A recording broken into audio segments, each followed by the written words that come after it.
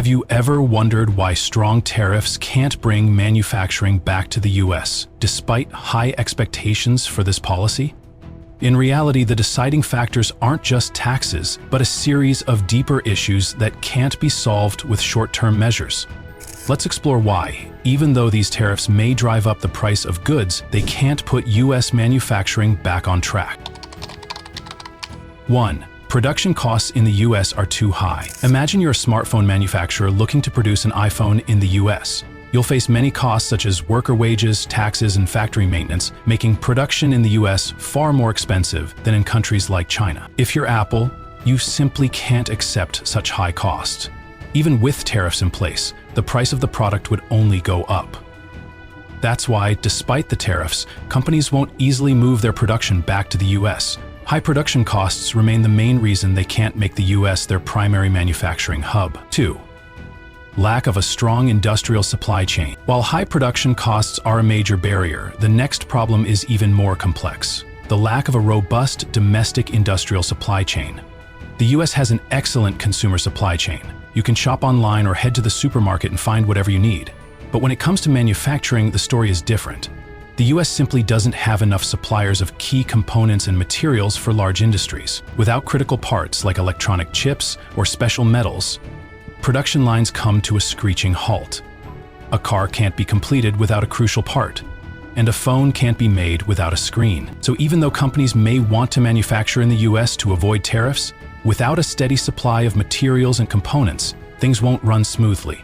The lack of a strong industrial supply chain is a major obstacle to reviving US manufacturing. 3. Loss of basic manufacturing skills. The US used to be a leader in manufacturing technology, but over time, many basic skills have gradually faded away. Take the electronics manufacturing sector, for instance. The US no longer has the workforce or technology to produce essential components like chips for modern tech devices. In the past, the US was at the forefront of many advanced technologies, but as manufacturing moved overseas, these skills diminished. Even with tariffs in place, the US can't manufacture products like semiconductors because it lacks the technology and long-standing experience in this industry. So, no matter how hard we try, reviving US manufacturing depends not only on money or tariffs, but also on reclaiming those lost skills. 4. Lack of technology and manufacturing expertise. Think about the smartphone you're holding with its tiny components inside, from processors to microchips. Not just anyone can make these parts, and this is where the US faces a big challenge. It no longer has the technology or expertise to produce these critical components. In the past, the US was a hub for technological innovation, but now, much of that know-how has moved overseas. American companies can't manufacture complex parts like semiconductors, which are essential in nearly all modern tech devices. Instead of producing them locally, the US relies on imports from countries like Taiwan, home to companies like TSMC, which lead in semiconductor manufacturing. While tariffs might increase the cost of imported goods, they won't quickly bring back the technology or skills that the US has lost over time. So, even with tariffs in place, the US will still depend on countries with superior technology to make these vital components. 5. Higher labor costs in the US. When thinking about manufacturing in the US, one factor that can't be overlooked is labor costs. While American workers are paid higher wages, the actual cost goes beyond just salaries. There are health insurance, social benefits, and many other expenses that make labor in the US far more expensive compared to countries like China. For example, in China, workers earn lower wages and have fewer costs like healthcare. On the other hand, US companies not only pay higher wages, but also cover significant benefits, driving labor costs up considerably. Therefore, even with tariffs, companies will still choose to manufacture in countries with lower labor costs, because tariffs can't offset the high labor expenses in the US. 6. Challenges in labor reform. One of the biggest challenges the US faces in reviving its manufacturing industry is labor reform. While American workers are hardworking, many lack the essential skills needed to thrive in modern manufacturing sectors. Unlike countries in Asia, which have heavily invested in workforce training and development, the US lacks a robust system to enhance skills for its workers in manufacturing. As a result, the labor force in the US is not equipped to meet the demands of modern factories that require high skills and productivity. With a workforce lacking these crucial skills, reviving manufacturing in the US will be a difficult task. Even with protective tariffs, without skilled workers, companies will find it hard to return production to America. 7. Outdated manufacturing infrastructure. The US is facing a major problem if it wants to revive its manufacturing sector: outdated infrastructure. The current power, transportation, and manufacturing facilities are not strong enough to meet the demands of modern factories. Imagine running a factory. For everything to run smoothly, you need a stable, powerful energy source. But the US power grid is old, and upgrading it takes a lot of time and money. Additionally, transportation isn't efficient, making the movement of raw materials and products slow and expensive. To improve infrastructure, the US would have to spend a fortune, which not only increases production costs, but also slows down the recovery of manufacturing. While other countries have modernized their infrastructure, the US faces significant challenges with the cost and time needed to upgrade everything. 8. Component manufacturing has almost disappeared in the US. One major challenge the US faces is the near disappearance of its component manufacturing industry. While companies like Apple can assemble iPhones in the US, they still have to import crucial components from other countries, especially in Asia. Imagine assembling an iPhone in the US, but being unable to produce key parts like processors, screens, or microchips. These components require advanced technology and expertise, and most factories producing them have long since moved overseas. Even with protective tariffs, reviving component manufacturing in the US isn't something that can happen overnight. The country will face a shortage of parts, and rebuilding this industry could take decades. 9. High indirect costs. One major reason why manufacturing struggles to return to the US is the high indirect costs. It's not just about worker wages or direct production costs, but also the additional expenses like transportation, taxes, and factory construction. For example, shipping raw materials and products across the US is expensive, especially compared to other countries. The costs of taxes and building factories are also sky high. When a company wants to build a facility, they face hefty expenses related to permits and legal regulations. All these extra costs make manufacturing in the US difficult, forcing companies to look for countries with lower expenses to stay profitable. 10. American workers avoid manufacturing jobs. One major challenge the US faces in reviving manufacturing is the attitude of its workforce. While many people want stable jobs, factory work isn't a popular choice. Manufacturing often requires hard, manual labor, long hours in factory settings, and sometimes health risks. Instead, many Americans prefer office jobs or join fields like technology, services, and retail, where the working conditions are better.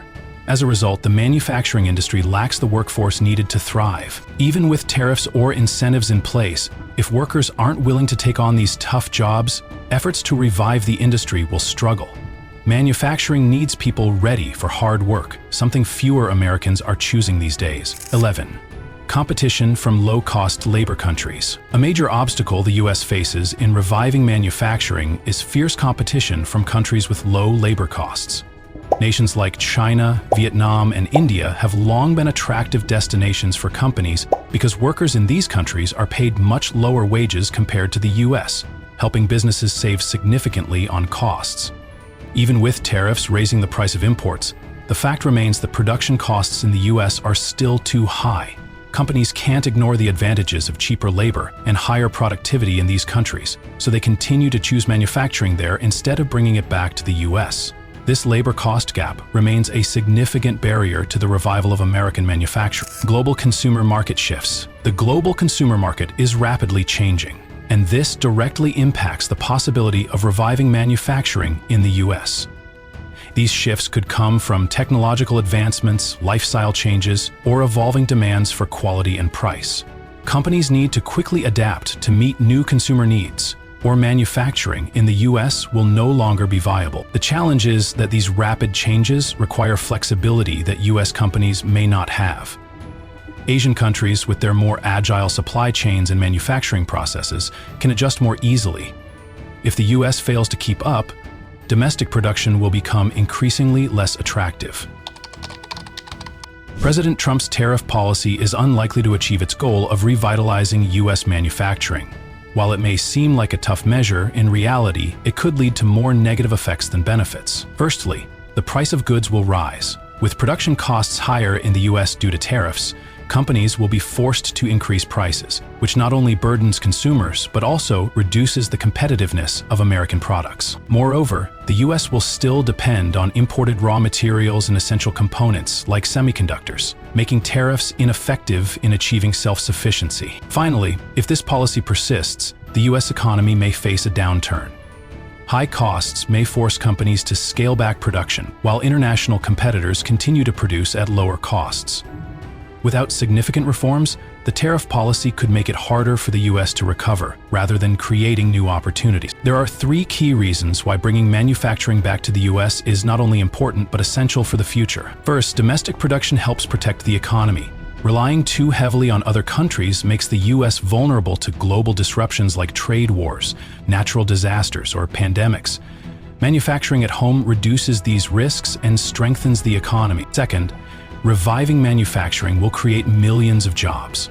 Rebuilding factories will provide stable employment opportunities, from factory workers to specialists, reducing unemployment and boosting economic growth. Lastly, domestic production is critical for national security. Industries like defense, technology, and healthcare need a stable supply chain. Dependence on foreign sources can be risky in times of international tension.